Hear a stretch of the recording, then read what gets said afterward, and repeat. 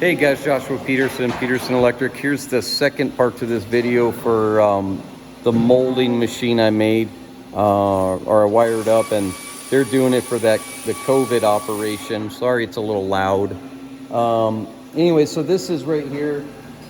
I got to get a 20 amp plug for this one, and this is a 30 amp. So we just tapped it because both of these are going to draw about 30 amps. Though the plugs are rated for that, it's not going to draw 30 amps on a 40 amp breaker. So we piped that up and over. That got all finished up over to there. This turned out really well. Oh, yeah, this is going to be, the reason why we got to come back is it has to be a 480 volt, 20 amp, 3-wire for the grinder. And then the heater box, like I showed you in the last video, is for that 30 amp. So we got this all wired up, it's completed. Power fed into here to feed back in the machine. And that's 120 volt. We did a 213 volt, but we only needed one leg, but we did two because it was there from the white pipe to the silver. And this is the 1.5 we bent to a disconnect here.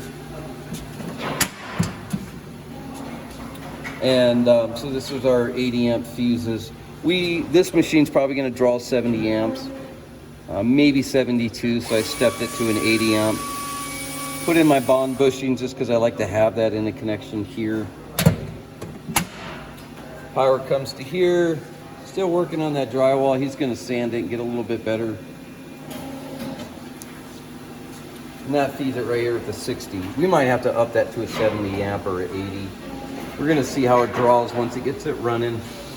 But he can't get it running and check phase rotation because there's a battery and they're dead. So he's got to call to figure out where that battery is. So when I come back, we're going to check phase rotation on the grinder at 480 volt and this at 213 volt. Mind you, all these other machines were 480 volt. This one's going to be 213. We already did have it on, and so far it didn't matter by the computer that it was 213 volt versus 230. So it definitely didn't care about that 6% plus or minus. So yeah, just give you an overview of all that we piped here. Got this in over here. Fairly long day. Been here 13 hours. By the time we loaded the van and unload the van tonight, it'll be a 15-hour day for us, but they got to have it up and running, so we have to come back as soon as we can get those other couple parts.